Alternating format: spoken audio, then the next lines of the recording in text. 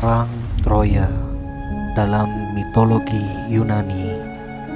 Peristiwa ini terjadi akibat dari ulah pangeran Troya, yaitu Paris.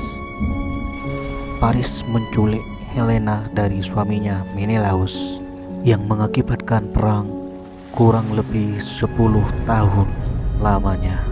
Yunani menggunakan taktik atau tipu muslihat yang dikenal dengan kuda Troya. Apakah siasat ini hanya keberuntungan atau memang kecerdasan atau kehebatan Yunani? Mari kita bahas bersama-sama di forum diskusi Republika 99. Assalamualaikum warahmatullahi wabarakatuh. Welcome to Republika 99 channel. Diskusi kali ini saya akan mengangkat tema Perang Troya dalam mitologi Yunani. Saya akan mencoba menjelaskan dengan cara yang paling mudah agar dapat dipahami dengan mudah oleh teman-teman. Ini dia.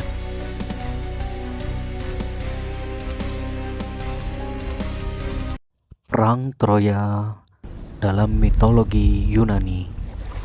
Peristiwa ini terjadi akibat dari ulah pangeran Troya, yaitu Paris. Paris menculik Helena dari suaminya Menelaus, raja Sparta, dan membawa Helena ke Troya. Helena merupakan wanita paling cantik di dunia dalam mitologi Yunani. Mula-mula Pangeran Paris dengan penyamaran misi diplomasi datang ke Sparta untuk merebut Helena dan membawanya ke Troya. Bukan hanya Paris yang menyukai Helena, tapi Helena juga jatuh cinta pada Paris, Pangeran Troya. Keduanya saling jatuh cinta dan pergi bersama ke Troya. Menelaus dan Odysseus gagal membawa kembali Helena dari Troya melalui jalur diplomasi. Menelaus meminta Agamemnon untuk mengumpulkan raja-raja yang sudah bersumpah dulu untuk mengambil Helena.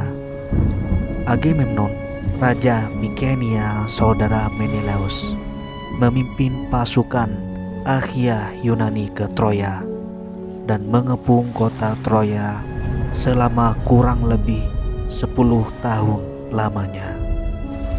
Perang Troya membuat pasukan Yunani dan Troya mencapai titik jenuh, letih dan tak berdaya akibat lamanya pertempuran. Korban nyawa di kedua belah pihak sudah sangat banyak. Pahlawan Yunani banyak yang gugur. Troya tak kunjung menyerah. Yang lebih membuat pasukan Yunani frustasi karena meskipun banyak jagoan seperti Achilles, tapi belum berhasil menjebol benteng Troya. Hingga suatu hari Odysseus mempunyai ide cemerlang. Kata Odysseus, jika kita tidak bisa menjebol benteng Troya dari luar, maka kita akan mengirim pasukan untuk menghancurkan benteng Troya dari dalam dengan siasat kuda Troya, yaitu Odysseus mengusulkan membuat patung kuda raksasa yang terbuat dari kayu, yang di dalamnya akan diisi pasukan pilihan dari Yunani. Setelah melalui perdebatan panjang, mengirim pasukan ke medan musuh sama saja mengantarkan nyawa. Tapi akhirnya ide gila Odysseus ini disetujui oleh pihak Yunani. Setelah patung kayu berongga itu dibuat dan diisi dengan prajurit pilihan Yunani yang dipimpin langsung oleh Odysseus, sang pencetus ide gila siasat kuda Troya. Sementara pasukan Yunani yang lainnya pergi di malam hari meninggalkan kota Troya dan bersembunyi di balik pulau. Keesokan paginya, penduduk kota Troya terkejut dan heran melihat tidak ada lagi tentara Yunani yang mengepung kota Troya. Bahkan perahu-perahunya pun sudah tak lagi tertambat. Mereka mengira tentara Yunani sudah menyerah dan pulang ke negaranya.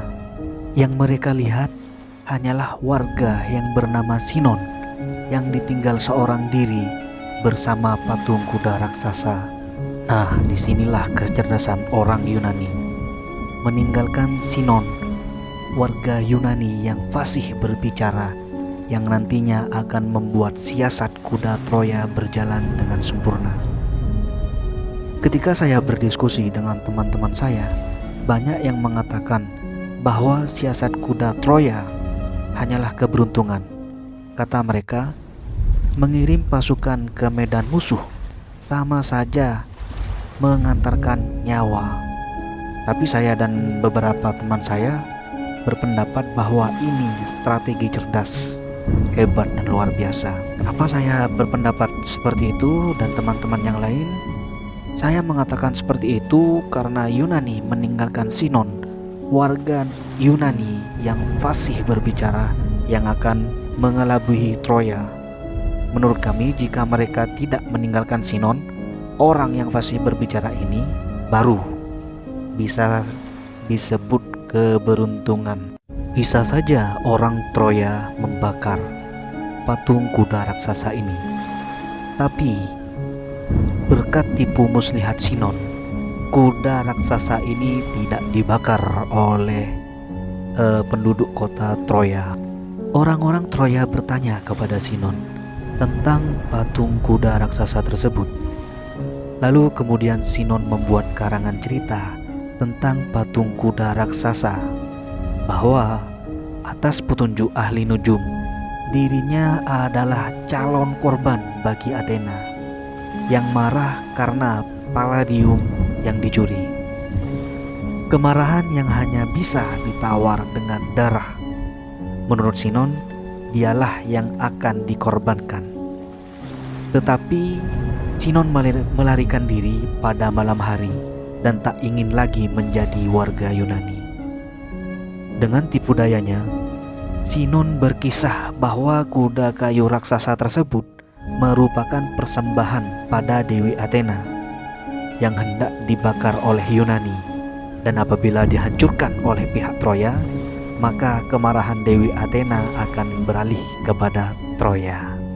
Mendengar hal itu, orang-orang Troya tidak menghancurkan dan tidak membakar patung kuda raksasa tersebut, melainkan mengangkut patung kuda raksasa itu ke dalam kota Troya. Orang-orang Yunani sengaja membiarkan Troya merasa menang dan merasa bahwa telah mengalahkan orang-orang Yunani. Dan Troya merayakan kemenangan itu, menari-nari di kota Troya sambil mengelilingi patung kuda tersebut. Di malam hari, kala penduduk Troya terlelap tidur, pasukan Yunani yang bersembunyi di dalam patung kuda menyelinap keluar dan membuka pintu gerbang kota Troya. Prajurit Yunani yang hanya bersembunyi di sebuah pulau diam-diam mengalir dan masuk ke dalam kota Troya.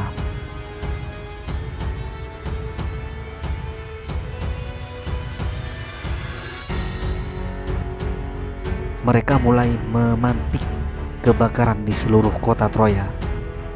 Penduduk kota Troya terbangun dan menemukan bahwa kota mereka sudah terbakar. Ketika mereka mencoba melarikan diri, mereka dibantai oleh pasukan Yunani, kecuali sebagian anak-anak dan perempuan yang dijadikan budak.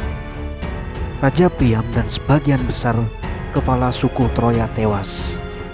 Banyak prajurit yang tewas termasuk Achilles, Ahias dari Yunani, serta dari pasukan Troya, Hektor dan Paris. Tak lama kota Troya akhirnya takluk pada Yunani dengan strategi atau tipu muslihat kuda Troya. Oke teman-teman, kita sudah masuk di penghujung pembahasan. Ada beberapa poin yang bisa kita ambil sebagai pelajaran.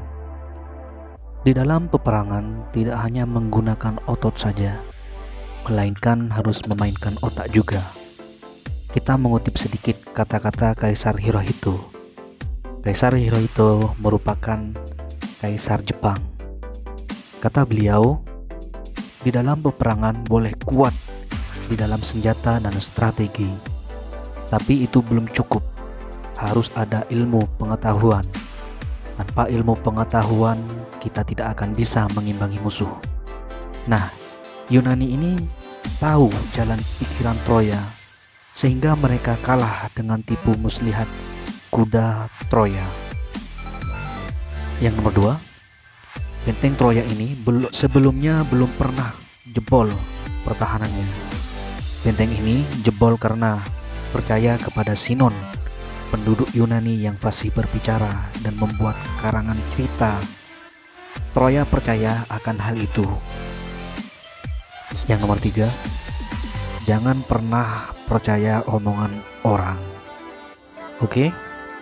Yang keempat, teman-teman bisa berpendapat dengan menulis di kolom komen. Terima kasih.